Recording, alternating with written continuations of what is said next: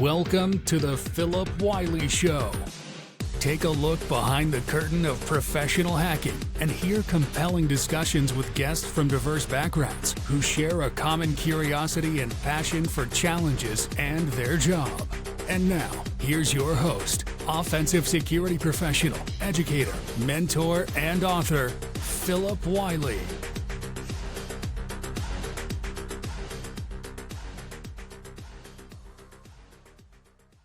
Energy. Phillip will be recording a live episode right here at Boardwalk Bytes to the latest cybersecurity challenges and stories from the field. Thank you, Phillip. Yeah. Thanks for that. Great to be back here again today.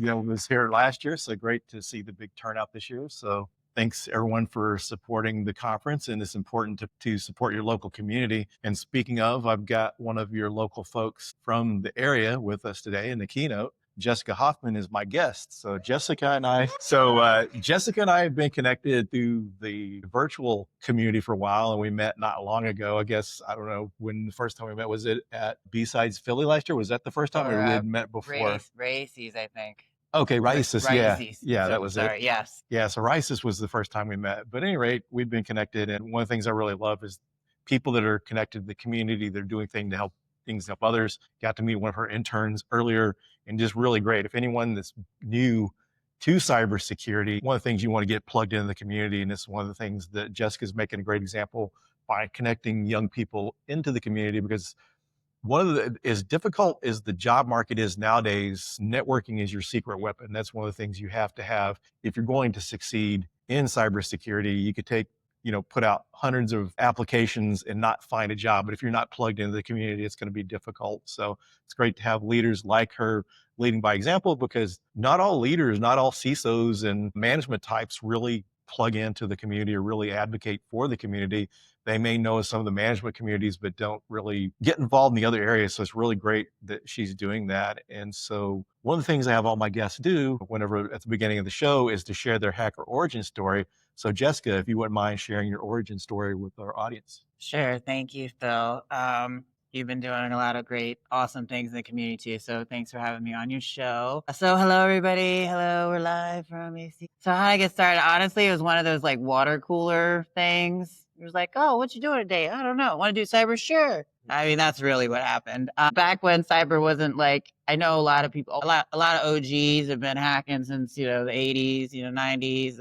Cyber's been around a long time, right? But it really started, I guess, getting more, complex, but just more strategic, I think. And really looking at the broader picture, what cyber really is, what it means, and what do we need to do to protect our data. So it was really awesome to see the evolution of that when I worked for the federal government. I started my career as a contractor at the Navy Support Depot in Harrisburg. And then I went to the state government as an application developer. I hated coding. Where's Derek at? Derek was dissing GRC earlier. Well, I hate code. I hate it. It's awful. But we need it, right? So shout out, you guys are cool stuff. But yeah, I learned a lot from that, though. As you mentioned, though, Phil, it's really, I think, to be a really good cybersecurity professional, you do need to understand what's going on within your operations, whether it's your infrastructure guys, your cybersecurity training, software development, personnel security, physical security that we sometimes don't think about. So definitely took a lot of stock from the application development side of my career. And then I went to the feds. So that's where I became a Ravens fan. Vote for Pedro. I do cheer for the Eagles. I get a pass. I get a pass. But I am a Ravens fan, so I will be rocking my Ravens stuff next season. But they're not the Cowboys or Steelers. Okay. Whoa. Okay. So yeah, that's where DMV is really where I grew up in my career, and I have a lot of really great friends and colleagues down there, and it was a great experience for me. And now that I'm in Philly, I did take a jump to private industry, which is where I got my certifications, where I knew what it meant to be a trusted advisor. So now when my contractors come to me and say something, I'm like, bro, I was there. Let's talk through this, right? So now being back with the government and municipality, a little different than federal and state, but not too different, right? We're still underpaid, overworked, and underappreciated, okay?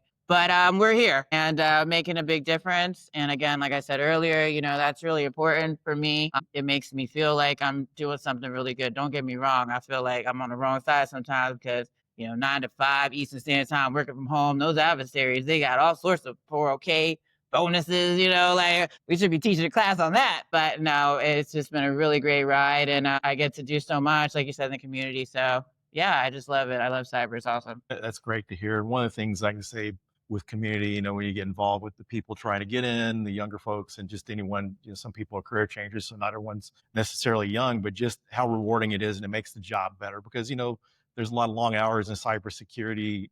The adversaries never sleep, the job's never done. So, when you got things to make it better, it makes the job more enjoyable. And one of the things I noticed from like earlier in my career in IT, we really didn't have the community back then the way they do in cybersecurity. So it would have been nice to have had that and would have made it more enjoyable. And I think it would have done a better job of helping people trying to break in, because one of the things that I saw back in the IT days is you had the people that have been with the company for a long time. The Unix administrator, he wasn't going to share his secrets because he didn't want to be replaced. And now it seems like people are getting more open and sharing, which I think is a huge advantage. And for some of the folks that are new, that are here, that are hiring managers, these are the kind of places to go out to recruit people from. So if you're having a hard time finding employees, if you're not plugged into the community and going to different events, conferences, and different meetup groups like this, you're missing out on opportunities to find talent. Otherwise, you're going to have to depend on recruiters to find talent. Like in our local community in Dallas, we refer people from our community, and it goes a long way helping people get jobs. So kind of before we kind of get into more of the career type stuff, what is some of your advice for hiring managers and, as far as like even interns and that type of stuff? What kind of advice do you have for them? Yeah, thank you for that question. And I've been saying this a while too, and Derek Fisher's presentation earlier, like forget about the college, right? You could have a college degree that don't mean nothing. Just like you can have certs and it don't mean nothing either. So honestly, I've always pushed the concept of, is the individual teachable, right? Have they done their preparation before they came and met with you? Do you see them being a go-getter? So my intern Jaden right now, and Moo, but I'm gonna talk about Jaden. She's always 15 minutes early. She's always taking a lot of notes. She's asking questions. She's smiling, so it feels genuine. I think she's happy, but yeah, she's smiling. So, those things are really important. I would take somebody in that boat that I know, and especially if you're giving them the first chance. Not always, but most of the time when you can do somebody solid, they're pretty grateful. And, in this world, we do have a deficit in cybersecurity professionals that are available right now. Sure, I think that's a little skewed because I know a lot of really great cyber professionals on all levels that are still unemployed. Needless to say, this isn't a job that tomorrow I'm going to be into cybersecurity, right? I mean, there's definitely layers to it. Going back to what I said, I think a really great cybersecurity professional is somebody who's actually been in IT before. Or if you're in healthcare IT, be cybersecurity in healthcare. Or, you've been crunching data, data analyst or something like that for whatever industry, maybe switch into IT and cyber in that industry. So as far as reusable skills or transferable skills, rather, I think that's really important when you're looking at resumes. So I would say to all the hiring managers, first of all, if you can tell that the resume is ChatGPT, like blatantly throw it out. I'm all about, using these tools, but if somebody going to give me something that says him / he, him, and she, her, you know what I mean? Like, come on. We got, and somebody else said earlier that they got 240 applications in 24 hours. That happened to me recently, and it was a nightmare. So I get that we have to have our selection process, but I would say that, as a manager, be open to giving somebody a chance because they probably work for you a lot harder and want to show their value and just be more of a go-getter. Maybe that's what you need, in your environment. And it's a chance to give back to the next generation versus looking for traditional. Right. I mean, traditional college is expensive and all that. I'm glad I did that. It was, put me in position where I am now. But I do look at these schools now and how much they cost. Even sometimes the institutions aren't all that great. Let's be honest. And they're paying $50,000 for what? Right? And that's a risk-based decision. But I would caution, I would suggest, I would advise that hiring managers really look at the person as an individual. If they're going to jive with the rest of the team, they're going to be motivated, bring their own initiative, point of view, and also are they teachable? So as far as like a hiring manager, this is something that's going to be helpful for those that are wanting to get into the industry, trying to find jobs, how important are the credentials to you, certifications and degrees? How important is that when you're looking through the stack of resumes to decide who you're going to bring on or as an employee or an intern? Yeah, sure. That depends on the position, of course. Well, what I was just talking about was probably more like entry level, maybe a couple years, in cyber or whatnot. I'm not a big fan of the alphabet soup. I mean, I think that's just a flex. I'm like, yeah, okay, whatever, bro. You have like 20 letters after your name. What does that even mean? Okay, what are we doing? Scrabble? So no shade. I don't know. There's at least one of y'all out there. No shade, but that's not super impressive. I mean, hey, you want to keep learning? Go. I'm really hating because I hate tests, man. I don't want. So I'm sympathetic. I'm empathetic with the exams, but I do think that it depends on the level that you're going up for, right? And just I would say, as far as advice too, imposter syndrome is real. I go through that. I think we all do. So not just because you don't have every single cert that's on the job requirement or job description doesn't mean you shouldn't apply if you feel that you do have the experience and you would bring that value. Yeah, it's kind of interesting to see all the certifications, and it can be kind of daunting when you're trying to decide what to do that. But I do like that when people take an approach that they look at the applicant holistically and look at all the different things they did, because there's some things people can do to demonstrate experience. So what are some ways that aspiring security people or people try to advance their career? How can they demonstrate some of these skills that they don't have the credentials to kind of back it up? Well, like you said, be here. I am a big fan of volunteering.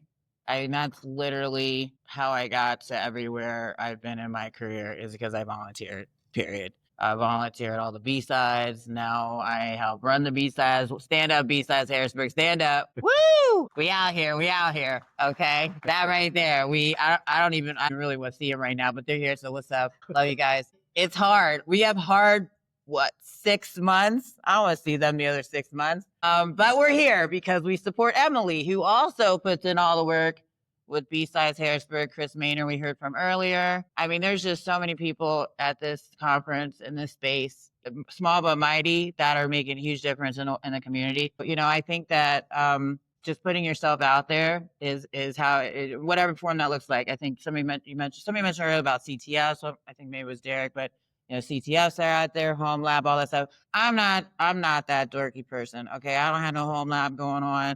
I'm not a pen tester. I wear my hacker shirt and everything because I want people to be scared of me. But, I support y'all in a different way, but we're all on the same team here. So, I appreciate that. I appreciate all the things that, you do in your profession. I know you're killing it, offensive security, defense security. Like, I love hearing about all the great stuff that you guys do.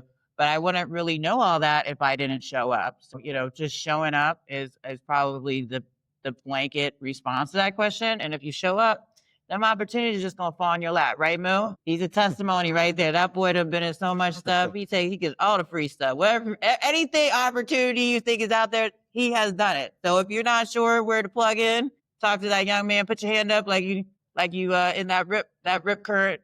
Just one hand. Okay. Testify. Yeah, and one of the, just to add my 2 cents too, is just seeing from teaching. I used to teach pen testing at Dallas College, and the students of mine that recommended volunteering. It's just amazing how much quicker you can get plugged into the community and get to know people, because otherwise, you could do, volunteer for one conference within one conference season and probably make as much headway through one conference as it would take you a year or two going to all these different meetups and stuff.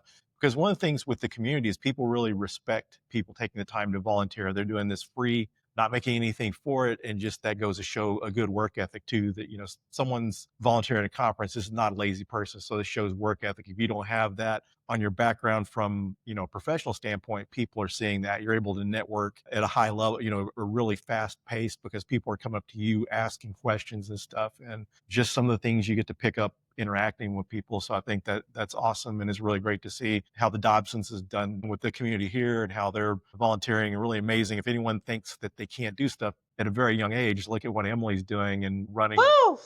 Love you, Emily. Been running conferences since before this, helping out with B-Sides Philly and stuff. So I mean, there's no excuse for people to do that, no matter what age you're at. But as far as communities go, what kind of, as far as outside of the different conferences and stuff, what groups do you kind of recommend people become part of to help advance their career and help their networking? Well, I guess we have a lot of them here. Hopefully you guys stop by WESIS. They're a great group here in Delaware Valley. Your ISC squared, ISACA, ISSA with the InfraGuard. Those are all good connections to have. Your local DC groups, meetups, DEF CON, all the B-sides. Just come to all the B-sides. Okay, just come to all the B-sides. I run the mentorship program for Blacks in cybersecurity, which is really dope. We've had over 200 mentees come through. Moo is one of my mentees also. Like when I tell you he's taking advantage of everything possible, that's the man right there. He's taking advantage. I've had people in this room come up to me like, how do you know Moo? I'm like, how do you know Moo? Okay, like how do you know Moo? Because my story about knowing Moo is wild, but we're not doing that today. But yeah, I'm really proud of what we've done with this Blacks in Cyber, just as a group, period. Because there's a large divide between from a minority perspective in cybersecurity, whether it's gender or ethnicity or culture and all that. So I'm really glad to see how we've come so far. But that paying it forward is very important to me. I'm way behind on my work. Why? Because I'd rather spend time with my interns right now. We don't went everywhere this summer, and it ain't even over yet. So it's really important for me to give back to the community. That's why I do what I do there, and also teaching too. So make sure I bring all my students with the B-Sides Harrisburg. They all hang out with us for the past 3 years. But, just as far as what am I doing, I feel like this is what I'm doing. I'm out here with you. I don't know this guy. He lives in Texas. What better day and age that we like connected online and he's not a weirdo. You know what I mean? He's like an actual person that, we can learn from each other. So I'm just really grateful to be, part of this right now because it's just so exciting. Everything that's going on between the politics, for real, the technology, the reach we have. I don't have any boring days. I don't know about you guys, but I'm just like, it's actually pretty chill right now. I'm like, is something wrong? What I say earlier? It's calm. I'm waiting for the emails. But yeah, I couldn't agree more. And you shot at Black Girls Pack, Tanisha Martin. I know you're pretty tight with her. SquadCon out there. Some nonprofits have had to close their doors recently, which is a little sad and disheartening, but I just think that it's a beautiful community we have with grassroots right now. Even stuff that Chris is doing, podcast guy, with the Circus Network and Barcode, he's bringing people together, making it exciting. Y'all like that trailer? I was like, yo, can we see the rest? Like, run that back. I've never met Lynn, but he's another one. I never met him in person, I don't think. But we know it's an awesome community. So I'm really excited to, see that and continue to cultivate these relationships we're building. Yeah, and you kind of mentioned politics. I think that's one of the things now we need community more than ever is just to bring people together because there's all the political aspect that divides people, but you got common interest in things outside of the drama of the everyday world that you got things to bring together and some positive things to look forward to and focus on instead of focusing on the negative. So as far as one of the things you do a lot of speaking and stuff and so forth, as far as soft skills, how important are soft skills and the things like speaking helpful for people in their careers? Absolutely. And I know that's not always easy for people to get up and public speak, in front of a room like this on a stage. But the truth of the matter is everybody, you got to present to somebody. You got to present to your boss on something. There's no job that you can have, regardless of what you think. If you a pen tester, you got your hood up, you hacking away, whatever, you go glamming lights and rave music, whatever. You're going to have to provide your results to what are you going to do, right? You're just doing it, just do it, I guess you can, but, we all need to be able to articulate our thoughts and, whatever we're doing in a clear, lucid manner, especially to folks that are non-tech. So absolutely. I push my one person a lot.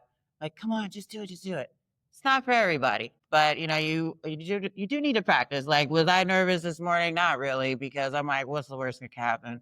I could sit up here and tell some more jokes or something, I don't know, but it's just it takes a little while to get to that. So, I think that there's room for all of us to grow, but, I would challenge anybody to come up here. Let's go. You got something to teach. And that's probably, I went to imposter syndrome before. That's something we all have to deal with at some point and multiple times, right? But I would challenge you to look at it that nobody is you. So nobody has your perspective, your thoughts coming in, maybe similar, you agree, but there's something that you have to add to the conversation, especially if Emily asked me to keynote. She wouldn't ask me to keynote if she didn't believe that I could do it, right? So if I'm asking some of you or somebody's asking some of you, they're not going to ask you because they know you fail.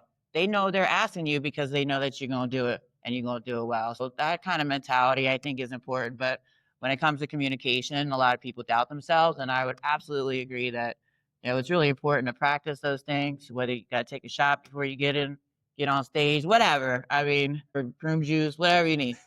You might want to be careful how you time If that's that. your John's, right. You might want to be careful how you time that. Oh, okay. I shouldn't have said that.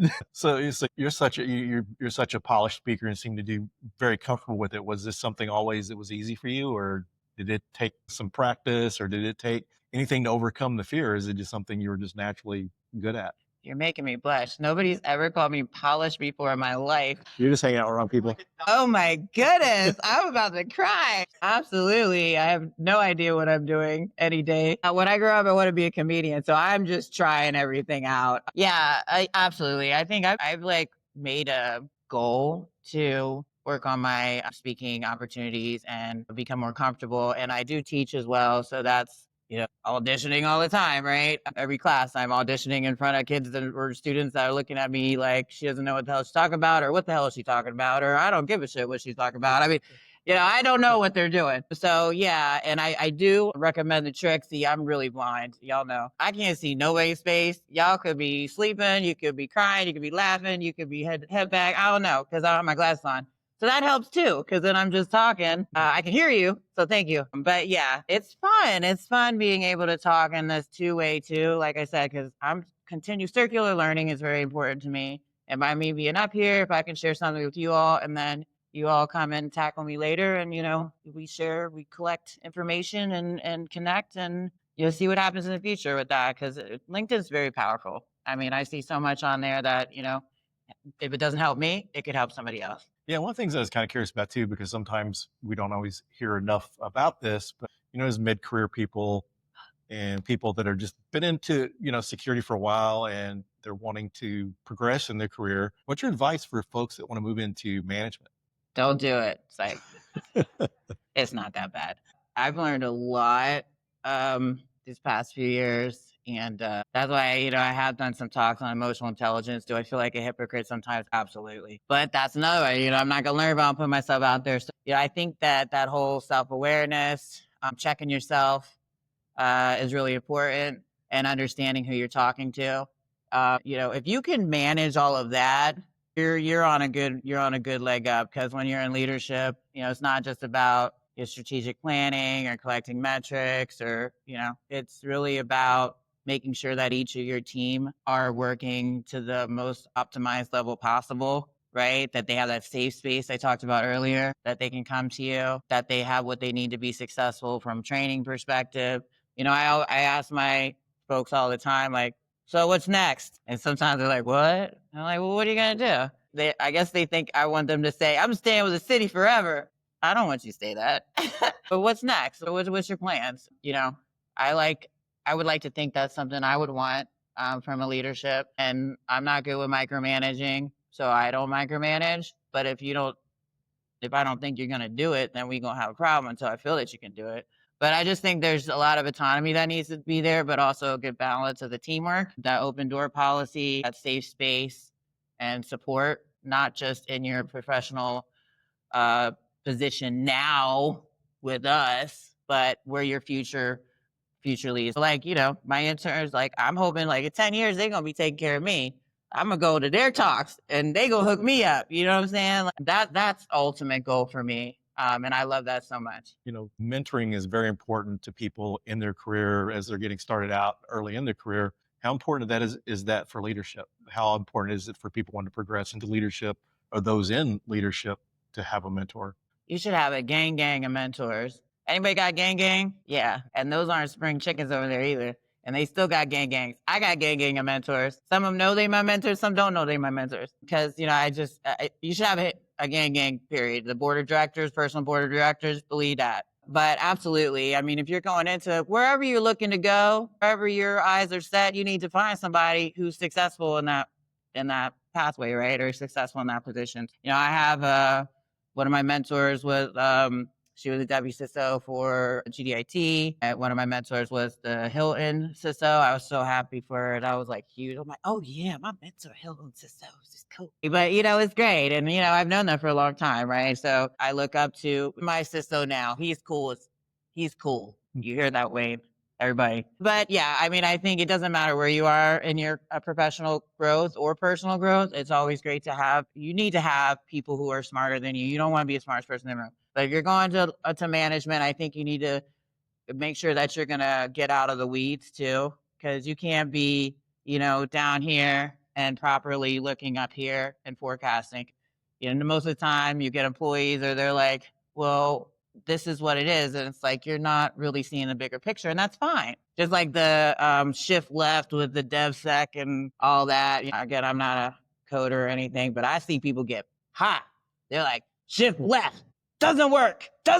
I'm like, okay, calm down. But the premise is let the developers develop. That's what they do. Developers don't need to be security professionals. Let the developers develop. So, same concept. We just want to make sure that when you're in a role, you're in it, that it makes sense, that you're really providing the value. You're just doing what you're supposed to do and really focusing on leadership. It's not in the weeds. It is really strategizing. It's looking at your individual employees, like I said before, making sure that they're in a safe space and know what they need, being able to convey to executive leadership, getting them all excited. All the things I said earlier. I'm getting tired of talking now. What's up, Phillip?